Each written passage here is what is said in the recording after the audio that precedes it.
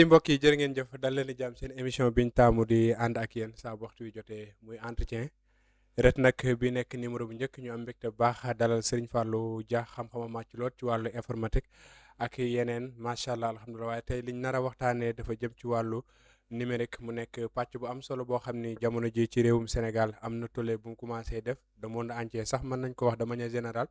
waaye bu yàgg dara ñu moon ci dëkk bu tedd ba di Touba foofee ci université Cheikhul Khadim doon fa amal ay liggéey yu am solo jëm ci nees lañ mën a def ba digitaliser yenn ci ay jumtuwaay yoo xam ni université bi da koy soxla ñu amal fa ay waxtaan yu yaatu yoo xam ni dina dugg ci tey thème bi nga xam ni war nañ ko waxtaanee ndax numérique am na solo lool waaye am na itam ay jafe-jafe yu si bëri yoo xam ni dinañu am mbégte baax waxtaanee ko fii ci TDI ak entretien ñu am mbégte baax dalal ko moom Serigne Fallou di ko masawaat wax dëgg yàlla ci voyage bi ak coono yi yëpp ndax yombalal nañu baax wax dëgg yàlla li nga xam ni mooy invitation bi ñu nar a waxtaan ak moom lu jëm ci wàllu numérique bala ñoo dugg si li nga xam ni mooy thème bi rek dañ koy jébal kàddu gi moom Serigne Fallou Dia bu ko defee mu nuyoo ak ñi nga xam ni ñoo ñu seetaan jamono ji à travers TDI bu ko defee rek ñu daal di ñëw digtal leen thème bi daal di door li nga xam ni mooy waxtaan wi Serigne Fallou ñoo ngi lay nuyu di la dala jàmm fii ci TDI bàyyi la ak kàddu nga nuyoo ak ñi nga xam ne ñoo ñu seetaan à travers TDI.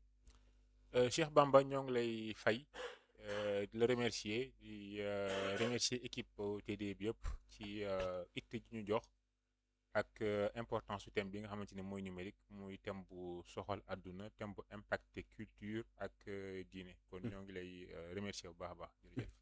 macha allah jërëjëf ci réponse bi ak aussi présentation bu am solo boobu noonu itam la ñuy def ziar baax Serigne Mountakha Mbacké xalif général des Mourides ñaan suñu borom yàggal ko fi yàggal taxawaay ba xam naal yi nga xam ne naal na ko sumb ko fas yéene koo liggéeyal maam ja Cheikh Ahmadou Bamba Khadim Rassoul suñu borom kàttanal ko ba mu def ko ci anam yi mucc ayib noonu itam la ñuy def jaar Medina Baye Ndiassane Tivaouane Diamalaye ba fépp foo xam ne kilifa diina moo ngi fa rek ñëw nañ fa ziar la jox la sa wàccuwaay di ñaan suñu borom defal la tawféex ba naal yi nga xam ne naal nga ko sumb ko fas yéene koo liggéeyal sa waajur wa sa maam suñu borom defal la ci tawféex ba nga amee ko si lu kawe sa njott mbokk yi noonu la ñuy def rek ñëw directement tey ci thème bi ñu war a waxtaane muy l'impact du numérique sur les valeurs culturelles et religieuses ñu gis que ni jamono ji lépp lu jëm ci wàllu internet lëmbe na jamono ji bëri na ay détails yoo xam ne ñoo ngi ko siy nekk gis tey ñu am mbégte nar a waxtaan ak Serigne Fallou lu jëm ci wàllu informatique ndax tey jii dañoo gis que ni lu jëm ci wàllu numérique dafa dem ba mel ni dafa transformer le quotidien des Sénégalais mu jëm ci wàllu culture wala sax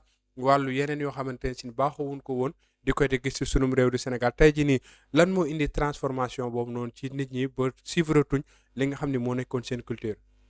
waaw xam nga Cheikh Bamba. dans le temps de l'histoire ok niveau développement économique niveau développement culture technologique niveau développement des transports niveau développement ci wàllu santé niveau développement yëpp boo leen jëlee ñoom ñooy déterminer culture bi ñoom ñooy déterminer changement yi nga xamante ne moo am ci culture mais également moo déterminer ni ñuy déggee diine ci jamono ju ne kon culture taxawul benn côté tout le temps day évoluer tey su ma doon jox ci misaal il y a 200 ans Sénégal yi xamuñu woon ceeb ceeb colon ñoo ko fi andi léegi boo xoolee ceeb dem na bokk suñu culture culinaire nga xam ne bu ñu wax Sénégal ci suñu plaque yooyu ceeb bokk na suñu identité nationale culinaire gastronomie sénégalaise ceeb daf cee bokk léegi de la même manière léegi bi ñu ñëwee ba révolution numérique am léegi internet am y a eu les réseaux sociaux ensuite ñu digitaliser un certain nombre d'éléments suñu mode de vie ñu digitaliser ko économie bi santé bi suñu rapports sociaux suñu agriculture suñu transport lépp ci ay plateforme numérique lay dem tukki sax boo ko bëggee def da ngay woo benn yango mu jëlil la comprendre nga boo bëggee jël rendez-vous chez le médecin da ngay dem ci benn site internet nga jël rendez-vous transfert d'argent yi léegi avec des assets monétaires yi moom la ñuy defee transfert d'argent léegi éléments yooyu yëpp nga xam te ni c'est le soubassement de la culture bu soppee ko kon c'est logique que suñu culture day soppeeku léegi tey bu ñu jëlee axe transformation culturelle yi am bi ci njëkk la fabrication de l'opinion maanaam information ni ñu koy traité loolu mooy premier problème ci Sénégal léegi information fi ma toll di wax ak yow ce n'est pas le réel qui importe c'est le narratif de l'image qui impacte c'est-à-dire image yi am ni nga koy nettalee moo ëpp solo réalité bi nga nettalee te man ak yow bu ñu amoon problème man maam dëgg réellement maam dëgg yow mën nga travailler image di travail communication travail narratif bi ba public d'internet bi ñuy déglu jàpp ne yow yaa am dëgg su ma jëlee benn misaal tey événement yi xewoon fii 2021 boo demee man demoon naa section de recherche ak place de l'Obélisque mais da ngay gis benn leader politique boo xam ne bu ñëwee 10 minutes du ko fa am xale boo xam ne toute la journée dafay nekk di xeex di manifester di poser acte de résistance nga xam ne kii Sénégal ñor na ko mais xale boobu dañ koy fàtte il est le grand oublié de la grande histoire xam nga kan la histoire de retenir mooy homme politique ba fa ñëw def fa 10 minutes def fa discours bu mag jël fay photo jël fa ay image dem rencontrer journalistes yi jël élément de langage yooyu image yëpp mu jël ko dem sur sa page Facebook sa page TikTok ak yeneen réseaux sociaux yi nga xam ne fa la diffuser contenu jàllale fi image boobu wane ne moom c'est un révolutionnaire Sénégal moo ko ñor Sénégal la gëm Sénégal lay xeexel gis nga narratif boobu ak le traitement d'image boobu loolu moom lay travailler ci bopp nit ñi ba nit ñi jàpp ni moom révolutionnaire la loolu moo koy dem ba porter ko à l'Assemblée nationale mën na ko def maire mën na président conseil départemental mën na sax nekk président de la République te loolu yëpp mi ngi koy def sans pour autant que mu nekk lu réel moo tax Sénégal yi bëri da nga gis ñuy wax di woote luñ doonut bañ jox leen ay responsabilité bu ñu leen jox responsabilité on se rend compte que coquille vide moo fa nekk loolu c'est la fabrique de l'opinion tey bu ñu jëlee beneen axe lu demee ni kii tey borom xam-xam yi ne ci plateau télévision yi di wax tey bu ñu wax ci économie nga ñëw wax ci économie bu ñu ne santé nga wax ci santé bu ñu ne finance de marché nga ñëw wax ci finance de marché bu ñu ne géopolitique géostratégique diplomatie histoire lu ñëw nga wax ci nga ñëw taa toog te pourtant ñooñu dañu dem ba jàppale ne borom xam-xam pourquoi parce que image boobu lañ projeté nit ñi ba nit ñi jàppee leen loolu te pourtant boo ko jël individuellement nga ne ko économie lan nga ci liggéey dara santé lan nga ci liggéey dara agriculture yi yóbbu da nga mës a bay jamais kon construire benn narratif autour d'une image idéaliser boppam créer ci xeli nit ñi benn représentation boo xam ne amul moom réellement du loolu mais loolu moo koy permettre mu évoluer donc à l'ère du numérique ce n'est pas le réel qui compte c'est l'image et le narratif qui impacte léegi loolu boo comprendre rek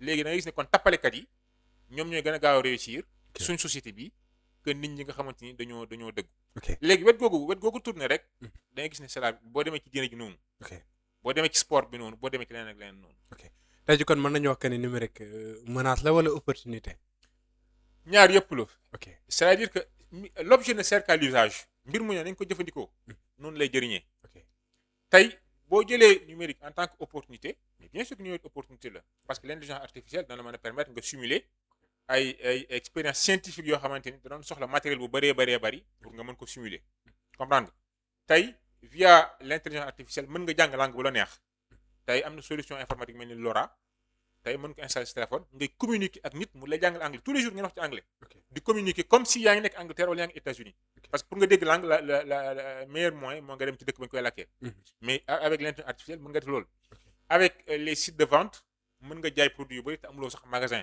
boo jaay mën nga jàng dimension na si jàng par exemple nga ne man dama bëgg jàng arabe wala dama jàng français wala ñu anglais wala dama bëgg perfectionner en finance de marché nga daal di choisir ay cours en ligne ba pare choisir une horaire ngay jàng kon jàng yi mën nga ko dimensionner loolu c'est une révolution yoo xamante ni numérique moo ko andi tey sur le marché ba tax nit ñi mën nañoo former wu à tout moment mais également utilisation numérique mais mën nga ko jëfandikoo ci côté boo xam ne dafa négatif côté bu négatif boobu nag daf ci bëri tey bu ñu jëlee le phénomène de li ñuy woowee sextortion sextortion instant bi problème mag la dans le monde loolu mooy ba Sénégal gi am na fi par exemple tey nit da lay envoyer benn message via une personne connue par exemple tey nga jot benn message SMS man maa la ko envoyé xam nga yoo xam nga ma donc doo douter nga ñëw cliquer ci lien bi boo cliquer ci lien bi y a un virus informatique buy attaquer sa téléphone bi jël sa photo yëpp yow envoyé ko le malfaiteur maanaam Samba boobu bi la bëgg a yàqal léegi Samba boobu mën na jël information traité ko déployer ko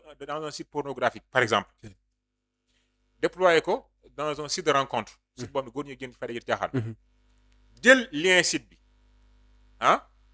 envoyé la ko yow nga cliquer ci gis sa bopp mooy léegi yow da nga ma jox xaalis sinon ma dem ci sa ami yëpp ne la yow ñi nga nekk ci dëkk bi léegi yaay tànn bëri na ay sëy yum tas parce que ñoom ñaar ku góor ki ku jigéen ki yëpp comprendre ñu leen arrivé bëri na ay kilifa yu ñu imposé bañ génn xaalis joxe xam nga te boo demee États-Unis d'Amérique loolu dafa bëri ba léegi dëkk yooyu dañoo am réellement cyber ci seen politique cybersécurité dañ ci am police boo xamante ni moom mooy gérer loolu quoi extorsion yooyu nga xamante ni dañ koy def sur la base de dañ lay chantage boo joxewul ñu wan nit ñi doo dara amoo valeur morale yi nga xamante ni moom ngay prôné amul tey Sénégal gi l'affaire Kocc bi fi amoon loolu la Kocc boo xoolee on a retrouvé lu ëpp 500 vidéos obscènes yoo xam ne daf ko déployer sur un site pornographique di menacer nit ñi ay jigéen ñu kii yoo xamante nit ñi ay jigéen ñu normal lañ effectivement mu leen di menacer que da ngeen ma jox xaalis sinon bu ngeen ko bëggee ma génne photo ma génne vidéo yi sinon ma bàyyi ko fa ba ni ñu ko jàppee noonu te bi ñu ko jàppee gis nga c'est des lu mat 200 millions à peu près lañ encaissé ci xaalis xam loolu c'est excessif parce que kon ça se voit que ni c'est un réseau organisé de malfaiteurs sur internet yu permettre ñu dund noonu et il y a en 2012 je pense ay période yu nekk Bangladesh attaqué nañ ay banque fii ci Europe ak États-Unis dérobé fi lu mat 60 milliards à peu près macha allah de dollars de dollars léegi piratage informatique dafa dem ba état yi di ci investir nga xamante ni Russie dañuy attaqué ukrainiens yi di attaqué français yi di attaqué français anglais yooyu dañuy attaqué ñeneen ci dëkk yi mu nekk dans une logique de confrontation numérique boo xamante ne ba Sénégal gi sax yàggul dara attaqué nañu suñu serveurs yi ay yoon macha allah mu nekk lu am solo waaye tey jii bu ñu waxee lu jëm ci wàllu opportunité yi comme ni nga ko waxee mais aussi dinañ dem ba gis que ni yenn culture wala yenn valeurs yi nga xam ne amoon nañ ko dañuy gis léegi xale yi à travers les réseaux sociaux ne serait-ce que li nga xam ne moo nekkoon ci ñoom maanaam kersa wala jom joo xam ni ngeen baal ma peut-être bu dee moo bi xaw naa di day dem ba doomu aadama bi dootu ko amati est-ce que tey jii kooku bu loolee lépp jugee ci moom personne bi mu doonoon valeur yi mu doon est-ce que loolu dina wéy di gën di nekk ci moom ba tey si toutefois mu concentré wu ci numérique bi rek. waaw mais xam nga numérique bi dafa indi benn culture la culture du numérique wala la civilisation numérique. culture numérique boobu mooy que ni à l'époque avant réseaux sociaux yi dem ak internet. suñu culture locale. suñu dëkk bi lay am maanaam suñu culture locale ñu ngi ko limité suñu territoire géographique. avec l'arrivée du numérique la culture locale amatul. léegi mooy une culture universelle. lu xew France wala mu xew États-Unis wala mu xew Congo wala mu xew Sénégal day tasaaroo ci réseaux sociaux yi ak TikTok ak yooyu ñëpp jotandoo ci. kon culture locale amatul. xam nga lu ma si culture universelle moo am léegi ci biir culture universelle boobu noonu. yow yaa jàpp ni lii dafa ñaaw. comprendre nga. mais xale bi nga xam ne. moom moo nekk ci internet di ko gis tous les jours. mais dafa jàpp ni lii mooy li normal. parce que xam nga lan moo normal ci àdduna. àdduna li normal li ñu woowee normal dans les sociétés. boo mënti dem mooy li nga mën a gis. par exemple tey Sénégal nit bu jàppoon golo di ko lekk on se pose des questions. mais boo demee Congo ñoom garaawul loolu. boo demee yenn dëkk yu mel ni Cameroun ak yooyu nit jël xaj di ko lekk c'est pas grave. mais Sénégal ay Mali ak yooyu loolu c'est extrêmement grave. tey xale bi nekk sur le réseau social moo xam Facebook wala TikTok wala réseaux sociaux yi ci des. di suivre ay films américains wala mu nekk en contact direct ak yeneen civilisation yoo xam ne seen système de valeurs bokkut ak suñu civilisation ñun. effectivement mais bu demee ba mat 2 ans 3 ans 4 ans day mujj intérioriser seen culture day jàpp ni lii nii am ni mais mooy li normal. loolu mooy li normal léegi du coup loolu da koy jéem a reproduire suñu société locale bi. léegi ñun ñi nga xam te ne ñun miinuñu loolu dañuy jàpp ni loolu c'est pas normal. comprendre nga léegi nag problème bi mooy loolu kanam la jëm. jëmul ginnaaw di kanam la jëm. léegi pour remédier ci est-ce qu'on va vers une logique de régulation des réseaux sociaux. surtout loolu mën naa nekk. mais à quelle échelle. ndax réseaux sociaux yi mooy le terrain politique. homme politique boo fi restreindre ay contenu mu taxaw ne état day jaay doole. comprendre nga. réseaux sociaux yi mooy lieu bi nga xamante ni foofu la ñuy commercialiser produits yu bari ci réew mi. produits yi nga jàppee ne c'est obscène. warul génn. wala produit yi nga jàpp ne lii c'est contraire à nos mœurs. waruñ ko jaay. mais keneen moom jàpp ne dañ ko war a jaay parce que ay sénégalais ñoo ko jël ñun ñoo bokk Sénégal. kenn ku ci nekk am nga droit loi réewu ko. kon léegi lan mooy solution bi au final. pour man il faut au-delà du fait que dañu war a réguler man je suis pour que ñu réguler. comme dictateur mais je suis pour que ñu réguler. mais loolu du yomb de dina jafe ndax cité nga tout à l'heure rek cause yi. il faut le faire àdduna dara amul lenn luñ taxawal ci àdduna mu yomb. mais régulation bi xel moo koy def ak ay moyens. surtout tey guerre Ukraine bi mu éclaté boo demee Facebook dafa restreindre tous les médias russes. dootuñu diffuser ci seen contenu sur les pages Facebook. les médias russes. boo demee du côté russe seen principal réseau social ba fa nekk muy VKontakte dañu restreindre tous les contenus venus des médias occidentaux. kon boo demee Facebook narratif bi c'est pro-américain. boo demee VKontakte narratif bi c'est pro-russe. kon dëkk bu ci nekk yaa ngi défendre ses postures. léegi réew yi nga xam ne pour ñu ay réseau ñoom ay réseau jàmbur la ñu consommer. mais réseau jàmbur yooyu mais seeni culture moo fay nekk. kon solution bi mooy. est-ce que jotul que ñu jéem a jàppale suñuy industrie d'édition de logiciels pour que ñu mettre en place ay solutions africaines yu permettre africains yi de façon régionale ah Si. ñu mën di jokkoo di mën di waxtaan di mën di échanger di mën di partager seen i contenu sans pour autant ñu accéder ci yenn réseau yoo xam ne ñun ak ñoom bokkuñu culture wala bokkuñu civilisation. mais loolu ak intelligence artificielle est-ce que dina doon lu yomb parce que tey jii nii da ngay toog moom loo ko proposé mu am lu mu la indil moom laaj ma daal lay xaar est-ce que tey jii nii buñ toppee logique boobu noonu duñ dem ba perte suñuy valeur ci li nga xam ni moom lañ koy laaj parfois sax amaana mu def erreur jox la benn information boo xam ne yow da ngay jàpp ne lii nii lu wér la alors que c'est tout à fait le contraire tey jii nii ban taxawaay lañ ci war a am de telle sorte que si toutefois mu dugal benn information boo xam ne yow côté gi nga faree su ma mënee joxe comme exemple noonu dinañ mën a am ay nit ñoo xam ni ay IA la ñuy doon comme ñoom si toutefois ñu demandé benn information boo xam ne ci wàllu ñu soxla fa lañ jëm day am ay répondeur automatique yoo xamante ne si ni dina leen proposer ay réponses yoo xam ne dina am solo lool ba peut-être kiy def ay recherche pour bëgg a bind thèse wala doctorat du bind ay fausses informations. waaw xam nga Afrique. dañoo tàmm di am ay politique nationale. ok tey gouvernement bu ñëw dañoo am politique nationale quoi. léegi politique nationale yooyu suñuy budget attanu ko. tey boo xoolee budget mairie bu Paris à peu près 16 milliards de dollars 16 milliards d'euros la. mopp budget Sénégal.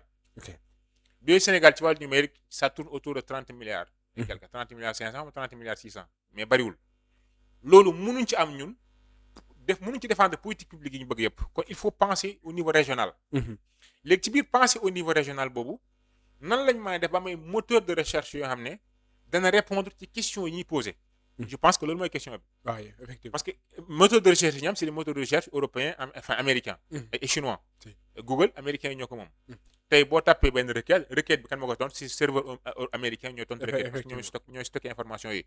tey volume d'information yi circulé ci àdduna bi 1,3% ci la ci data center africain yi gardé kon c'est rien du tout quoi. Afrique gardé wul benn donnée. li ñor ci donnée ñun Afrique motul sa 2%. xam nga léegi max moo xam ne l'idéologie dominante et celle de la classe dominante. c'est-à-dire jamono ju nekk. xalaat bi noot jamono mooy xalaat yi ñu noot jamono. c'est-à-dire xalaat bi noot jamono mooy xalaat yi ñu noot jamono. léegi yow ñi noot jamono seeni information ñoo gën a bëri. c'est-à-dire 90% des volumes d'information yi circulé du Afrique ay ñurul africain la. africains yi information yi la ñuy consommer te information yi civilisation yi leen produire du ñuy civilisation africaine diine taxul ñu jug waxal africain yi taxul ñu jug kon bu africain poser question sur internet donc une requête boobu ñan ñoo koy répondre des serveurs européens wala américains léegi loolu lan mooy alternative est-ce que dañoo restreindre pays africains ne leen non information yi da ngeen di non loolu ça marche pas comme ça. d'ailleurs amuñ moyens yooyu. li ñu mën mooy fexe ba produire contenu davantage encourager la production de contenu local. Deuxièmement moteur de recherche yi nga xamante ni ñoo nekk Afrique. ñu encourager leen mais dañu leen encourager mooy il faut que suñu gouvernement yi. de façon régionale. ñu am budget pour loolu. mais bu ñu jógee individuellement. suñ budget yi du budget dara suñ budget national donc bariwul. waxumal nag budget du ministère de l'économie numérique. waaw kon loolu il faut le penser au niveau régional.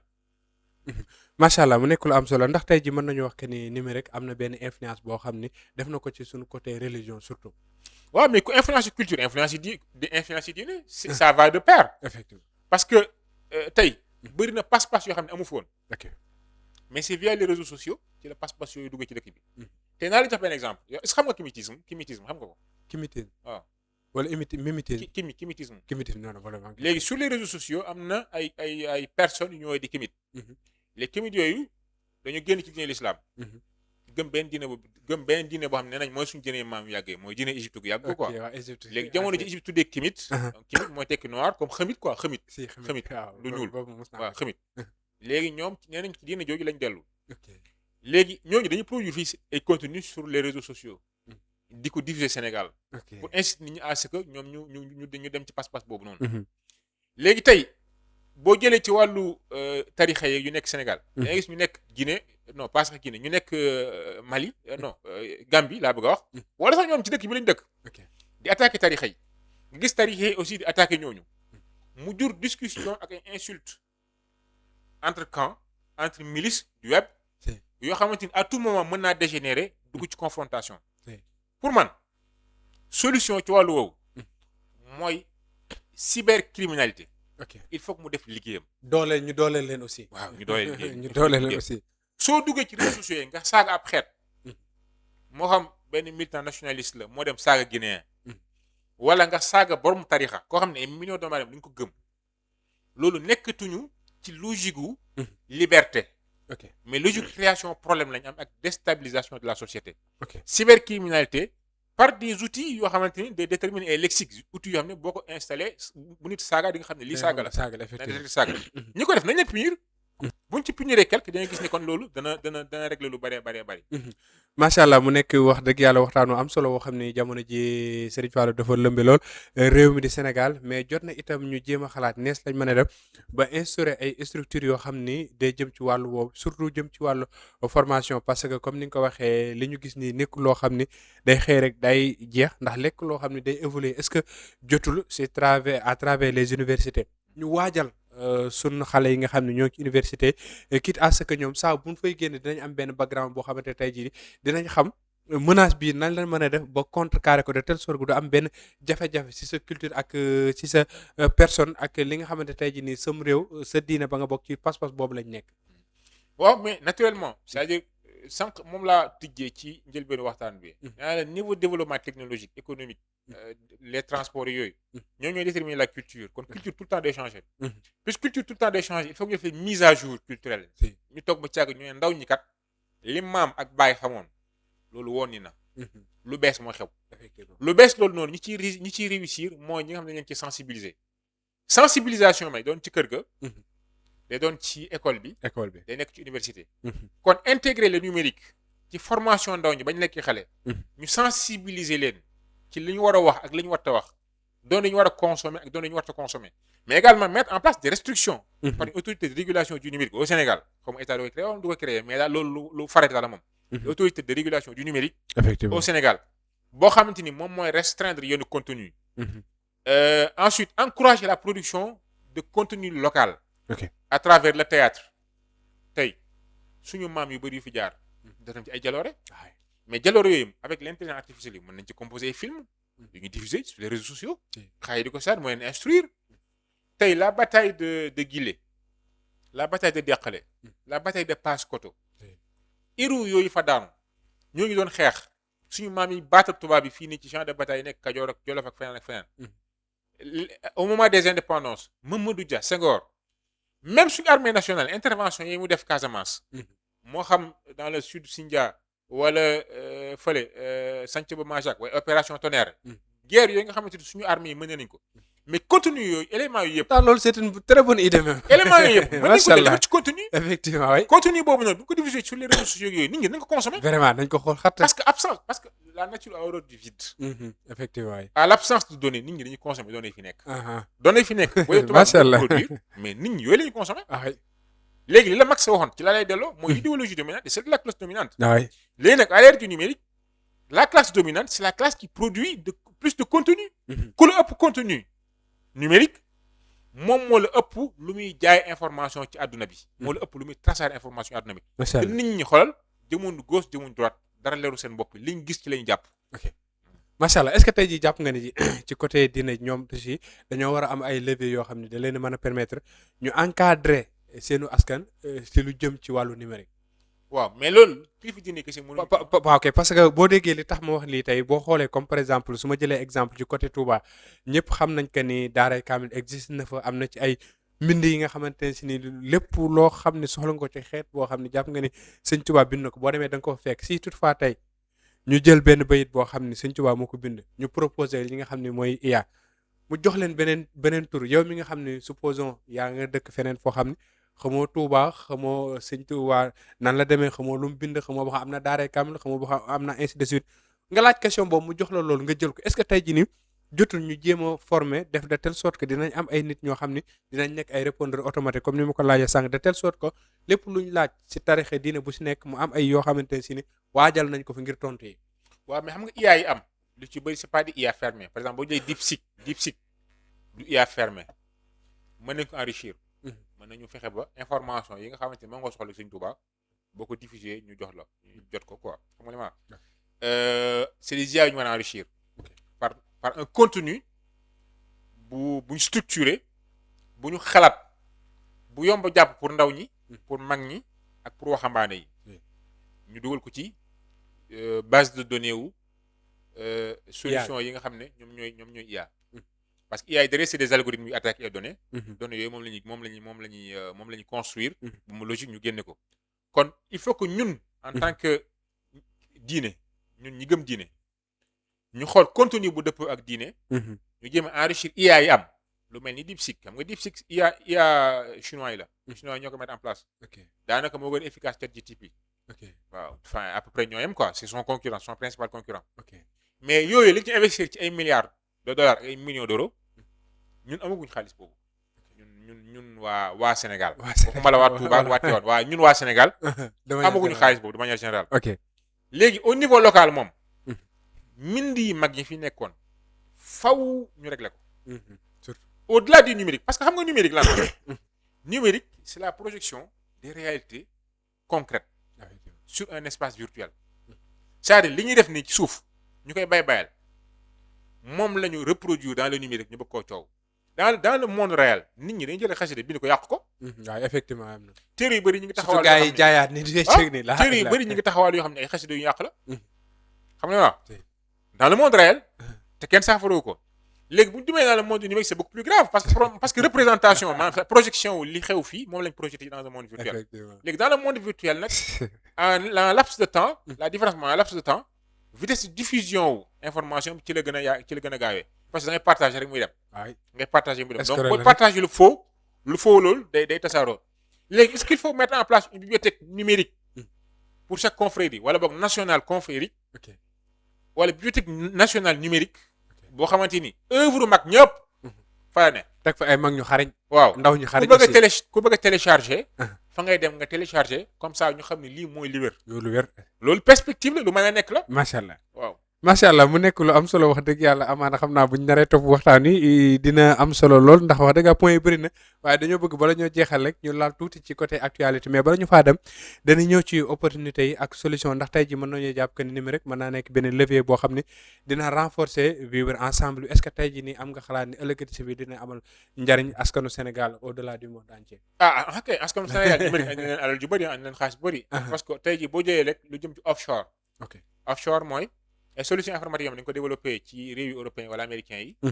ensuite maintenance bi ñoo defee Sénégal. am na Sénégal yu bëri fii la ñu nekk di liggéey. sur des projets informatiques ak yoo xamante ni Europe la nekk wala chinois yi wala indiens yi wala américains yi. kon déjà marché offshore boobu nag lu ci dox la. man mi wax liggéey naa ci ay projet offshore. macha allah nga xam depuis Sénégal laa nekk di liggéey ak ay partenaires yu nekk France. tey site transfert d'argent yi. lu ci bëree maintenant ça passe sur des plateformes numériques. kon loolu gën naa gaawal jënd bi ak jaayante bi ak la circulation des masses monétaires donte Wave ak Orange Money ak yeneen yi fi am. duñu ay monnaie quoi ay asset lañ. asset mooy instrument financier yu la permettre nga jaay jënd mais soo ko soxlaa da ngay convertir monnaie réelle quoi monnaie corporelle. ensuite technologie moo permettre que ñu démocratiser l'information. tey bu fi technologie nekkutoon parti yu mel ni Pastef duñ mës a accéder au pouvoir. dañuy écraser leader politique yi après xat du dam coow du jëfee yem fa. kon li technologie andi ci ay solutions. kin xamuloon toll mais. fa laa daanalee. ok waaw. technologie boobu noonu mën na accélérer suñu processus de développement jëlee ko ci benn àggale ko ci 1000. ci kaw ñu encourager innovation. parce que est-ce que xam nga ne yow benn logiciel kese benn logiciel informatique lu demee ni ko Microsoft Office wala woon li ñuy générer ci ay ressources financières ak yooyu moo ëpp budget Sénégal. waaw. Alibaba par exemple. Alibaba li ma indi ci xaalis par année moo ëpp budget Sénégal foofu ay yoon. macha allah comprendre nga compagnie yu mel ne ay Apple. compagnie informatique yooyu mais ñoo budget Sénégal ay yoon.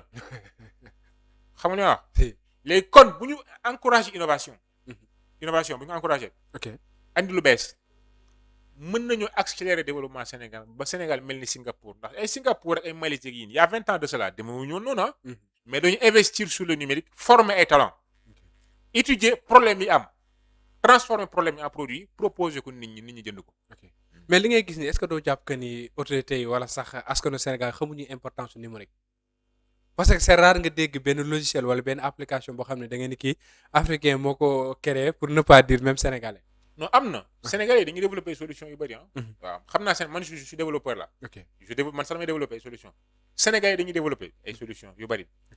mais Sénégal il faut que ñu comprendre benn affaire que la question de la fracture numérique dañ ko réglé gul boo jógee fii dem Daaru Jëm wala Kàbb Gay internet bi disponible. wallaay wala ci c'est très compliqué wala ci lu wax gi rek. voilà te internet fu mu amul pour que nit ñi am réflexe wu utiliser la technologie. pour régler seeni problème day jafe.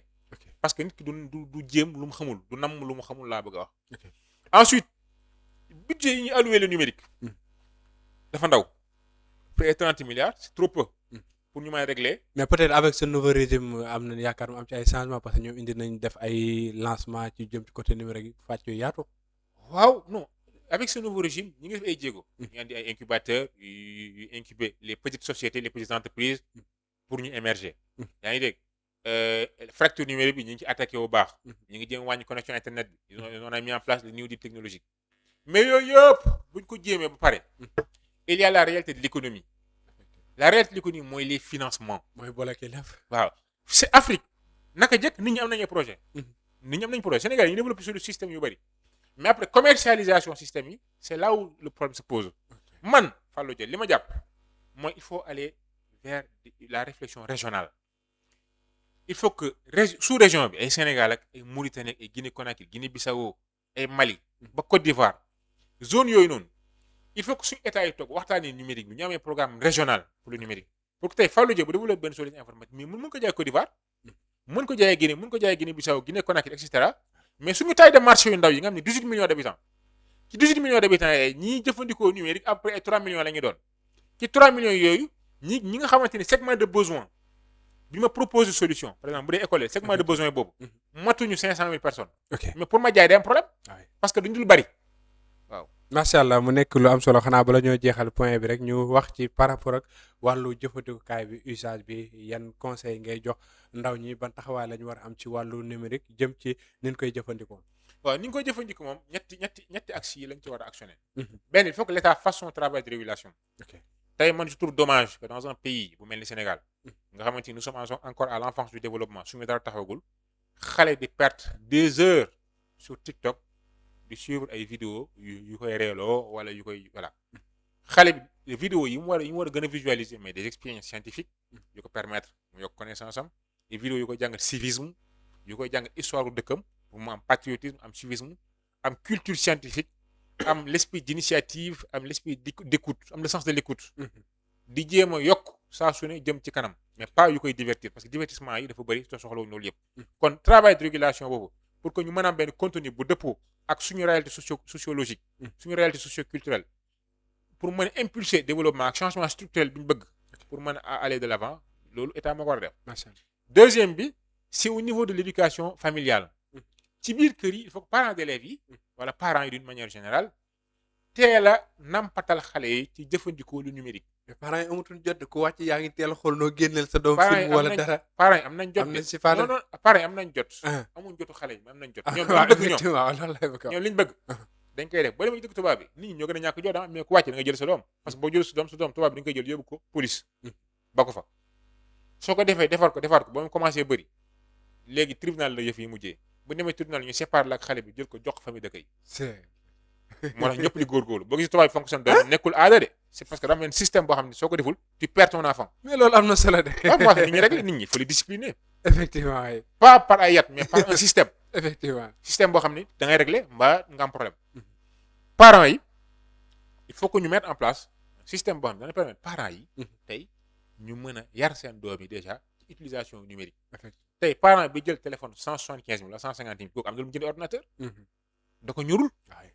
li ñuy dépenser ci ay yére ci ay dàll ci ay nangam mais sa doom nga jël ko ordinateur bu ndaw mu teel ko miin teel ko maîtriser comme ça bu amee 7 ans 8 ans ko commencé ko di ko sensibiliser nag ci ay problèmes yi am ba moom bu taalee YouTube wala yenn réseaux sociaux yi bu seetaanee dana ci gis ne danañ ko informer ci problème yi yàqu-yàqu yi nga xam ne dana am sur internet yàqu-yàqu yi am sur les réseaux sociaux ba moom dana ko loolu yëpp dana doon bagage bu ko permettre mën a résister mais loolu dafa am le BABA mooy mën utiliser ordinateur bu dee mën utiliser ordinateur fan la jëm léegi nag troisième axe bi moom mooy la création de contenu culturel loolu acteurs culturels yi am nañ ci wàll woykat yi am nañ ci wàll parce que woy musique wala waaraate wala ay théâtre wala yu demee noonu yooyu yëpp dafa bokk ci li nga xam ne ñoom ñooy construire schéma de pensée société bi te loolu yëpp ci réseaux sociaux yi lay jëm tey bu ñu woon ci réseaux sociaux yi sëriñ bu amul benn Pastef sëriñ boo xamante ni dëgërut ay caaxaan ci lay nekk rek di ko wax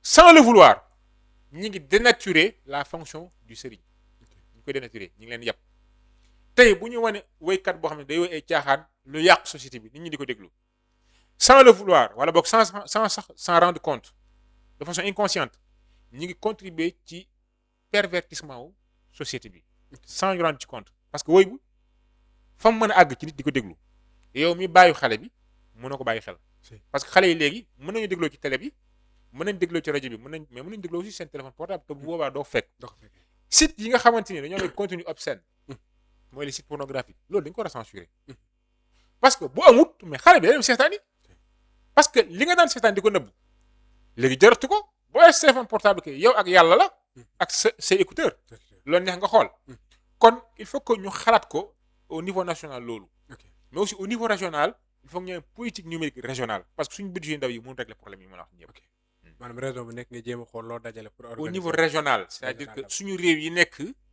ci sous-région bi mooy Mali Sénégal Guinée ñu mën a harmoniser suñu politique numérique pour que ñu mën a amee projet numérique macha allah yu conséquent waaye bu ñu data center bu ñu mettre en place c'est pas ñu mettre en place data center sénégalais malien yi mettre en place data center malien wala guinéen non pour ñu mën a am data center yu solide yu conséquent yoo xam te dana mën a stocker ay information danañ ko mën a jaay danañ mën a jaay espace disque danañ mën a jaay dañ mën a déployer cloud il faut que ñu penser ko de façon régionale pour ñu mën a am doole man su ma amee dërëm yow nga am dërëm ki am dërëm kenn ku ne dërëmam bi mën a jënd ci dara loolu amul solo di mais suñu dërëm yi bu ñu ko boolee mën nañ def lu am solo ok macha allah côté étatique au delà de ñu réguler ba taxawaay la ñu war a amaat waaw côté étatique moom laa la wax nee naa la au delà de réguler il faut aller vers une logique régionale c'est-à-dire que suñu ministère de l'économie bu Sénégal question yi dañuy dugalante quoi waaw numérique bu Sénégal bu Guinée Conakry bu Guinée Mali il faut que ñu toog ñu xool nan la ñuy organiser nan la ñuy gérer lan la ñuy proposer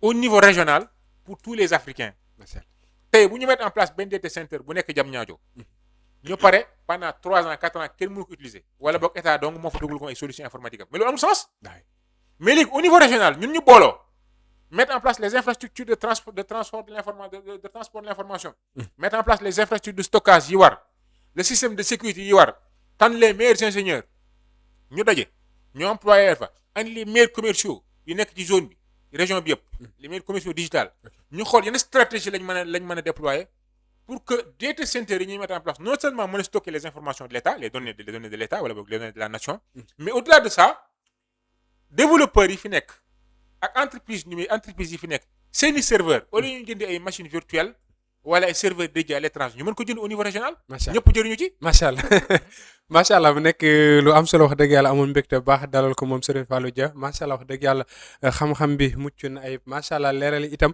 am na solo lool te it lii rek la ñuy sàkk wax dëgg yàlla ci borom xam-xam bi ñu ñëw saafonte ak ñoom waxtaan ak askan wi leeral leen ci point yu bëri surtout lu jëm ci wàllu numérique comme ni ngeen ko waxee mbir la moo xamante ne si ni nuñ koy waxee tey bañ a utiliser benn mot bi sax muy xaw a dëgg mais mbir la moo xam ne commencé ne da xuuy xalu ndéef la rek gëmmu taxul mu fay mu nekk mbir yoo xamante si jar na askan wi am benn taxawaay bu am solo buñ ci am actualité rek question locale lay doon au niveau de Kabou Gueye zone yooyu noonu coowul GCO yi fuñ ci toll bëri woon na lool booy tey déggaat na ci benn sortie waaw bon coowul GCO bon il y a 2 jours de cela defaat naa benn documentaire au niveau de Kabou Gueye pour ñu gën a xamle potentiel économique yi nga xamante ni moom la commune bi am problématique femme ci wàllu mobilité déplacé wu Kabou Gueye c'est casse-tête problème bu mag a mag la benn tali moo fa am moo jógee fële Ndande dem ba Kabou Gueye tali bi rang-rang la amul dara jigéen ñi ëmb foofu la ñuy jaar mag ñi feebar fa la ñuy jaar xale yi feebar fa la ñuy jaar toute l'activité économique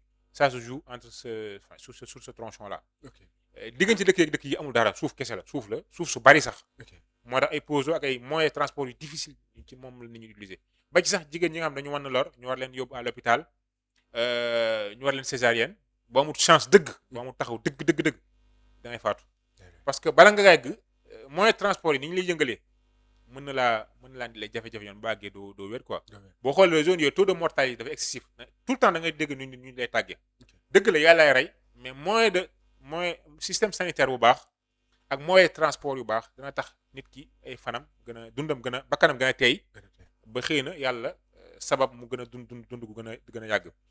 léegi bon GCO ma nga fa. pour répondre à ta question. ok mi ngi doxal. di continuer di jël ay terres. di exploiter terres yi génne zircon bi traité ko. aux dernières nouvelles li ma déggoon à peu près ne 16 milliards yooyu la ñu amoon bu fa ñoom patron bi sax laa dégg moo wax ne 16 milliards la defoon de chiffre d'affaires. waaw bon entreprise yooyu nag lépp lu ñu wax nañ ci tey. ok parce que am nañu ay méthode de calcul yoo xamante ni dana leen permettre voilà ñu ajusté waat seeni chiffre d'affaires ba li ñuy fay ci impôt du bëri lu entreprise yëpp sax dañu koy def. mais multinationales yi mag yooyu dañ cee rawati. d'autant plus que GCO Eramet moo ko moom. Eramet la famille Duval ñoo ko moom. Eramet mi ngi présent à peu près sur 75 pays dans le monde kooku c'est des multinationales yu am doole état français am na ci wàll. famille bi am na ci wàll ak yeneen partenaires yoo xamante ni c'est des fonds d'investissement yu dugal seen xaalis. léegi ndax population bi gis nañ seen bopp non population moom gisuñu seen bopp. ok waaw parce que camping yi ba détruire na leen te camping yooyu daan créer énormément d'emplois ci wàllu transport ci wàllu hôtellerie ci wàllu commerce wala naa nga bay ay ndugg ak yooyu ñëw jaay si ko fa. mais également ci ñu populariser dëkk bi ba nit ñi xam ko. ok waaw Lompul tey bu ñu ko xamee xam nga Lompul ci Kàbbu Gay la bokk. si bu ñu xamee Lompul macha allah. waaw benn Lompul sur mer laa bëgg wax quoi. bu ñu xamee Lompul sur mer bu ñu ko xamee tourisme gee tax. mais néew Kàbbu Gay moo tax te pourtant ci Kàbbu Gay la bokk. ok léegi nag population yi fa nekk gisuñ ci seen bopp. parce que perte nañ seen i tool yi léegi après exploitation GCO dafa jëmbat ay garab nee nañ état bi dafa jëmbat ay garab ñu ne GCO bi jëmbat ay garab la discussion bi c'est tellement compliqué doo ko xamati kan moo tooñ kan moo tooñut. léegi ay garab lañ fa jëmbat. pour le moment ñi ñàkkoon seen i tool ñu ci bëri jotaataguñu. bon ñi ma doon waxal man ñi ma doon laaj ma tontu jotaataguñu. ensuite prix yi aussi du jaaykat bi mooy fixé prix bi muy jaay toolam ah. ok non dañu la wax ñoom lii lañ koy jënd baar voilà boo bëgg jënd nga baar. loolu kon jar na bu baax état bi defaat fa benn visite bu am solo wàcc fa xool mbir yooyu noonu nan lañ mën a def ba mettre ko en règle te kenn ku nekk gis sa bopp parce que mënoo ñëw ci sama dëkk implanté fa ay mbir jëloo ci samay doom te it aussi tool yi nga xam ne moom laa daa bayee nga nangu yëpp te amul benn contrat boo xam ne peut-être war nañ koo waxtaanee loolu aussi jot na ñu def si ab taxaw seet ndax loolu ne député yi nga xam ne fal ngeen ci côté boobu yéen a leen di jox information pour ñu remonter ko au niveau gouvernemental.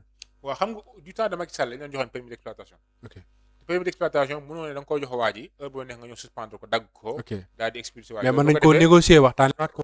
mën ngeen ko pourquoi pas négociation deux parties la. sauf que benn partie bi wala ñaari partie yëpp kenn ku ci nekk nangu loo séddee. ok xam naa am na négociation yu am. parce que bon je ne peux pas confirmer l'information mais xam naa ne am na ay mairie yu jot ay RSE.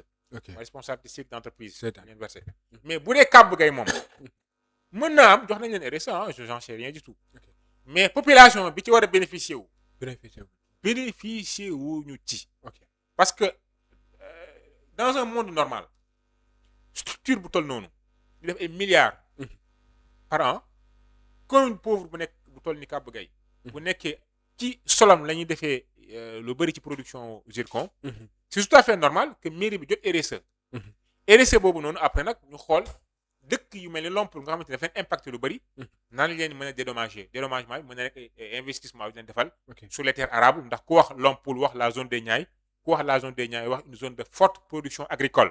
kon mën nañ leen appuyer ci wàllu agriculture ci wàllu élevage.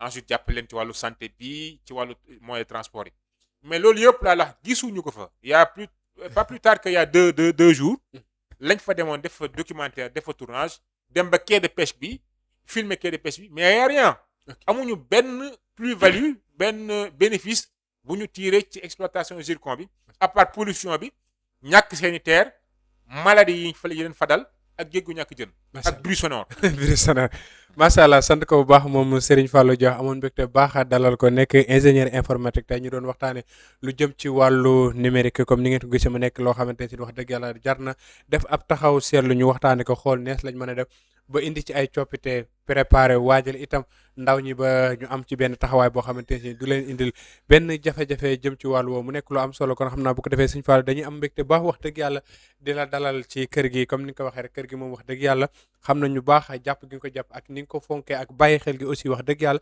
ndax au delà de ça lu jëm ci liggéey bi à chaque fois ñoo ngi ciy échanger saa bu suñu borom dogalee ngeen ñëw Dakar tamit Sénégal sax nañ jéem a xool nees lañ mën a def boo waxtaanee tolluwaay yoo xamante ne si day tombe juste ak li nga xam ne moom la askan wi soxla parce que li ma doon waxee bi ñuy commencé émission bi nii lu ni mel doon nañ ko waxtaanee Touba tey bu ndikaatee indi ci ay mbir yoo xamante ne si ni dina tax ñoom ñi nga xam ne ñoo ngi xalaat di teg ay mbir yoo xamante ne si ni dinañ fexe ba yenn enseignement sëriñ bi ñu ceinturer ko sécuriser ko de telle sorte que lépp loo soxla jëm ci information boo soxla da nga fa dajeek ay nit ñoo xam ni dinañ la mën a jox la bonne information de telle sorte que bu dee étude ngay def wala boo ci mënti doon doo si am benn jafe-jafe Serigne Fall mu nekk lu am solo loo xamante ni wax dëgg yàlla waxtaane nañ ko de manière générale lu jëm ci suñu wàllu culture wàllu diine aada cosaan ak li nga xamante tey jii nii numérique bi dafa ñëw yokk ko si sunu dundin te it aussi ñun population bi ban taxawaay lañ ci war a amee mu nekk point yu am solo yu bëri yoo xam ne wax dëgg yàlla waxtaanee nañ ko mu nekk entretien bu riche bu am solo boo xam ne wax dëgg yàlla ñun dañ cee am mbégte bu baax ndax xam-xam rek lañ fi dégg xanaa kon bu ko defee ñu bàyyi la kàddu gi nga tàggoo ak ñi nga xam ni ñoo ñu doon seetaan à travers TD xam naa di yàgg dinañ fi ñëwaat ak yeneen i waxtaan yu am solo lépp lu jëm ci li nga xam ni askan wi dañ koy soxlawoo te it wax dëgg yàlla loolu la ñuy sàkku saa su nekk képp kun fi dalal wax ju wax rek askan wi gis si seen bopp te it loolu moo tax a jóg kër gi di TD bu ko defee ñu bàyyi la nga tàggu sëñ Fall amoon mbégte baax wax dëgg yàlla dalal la.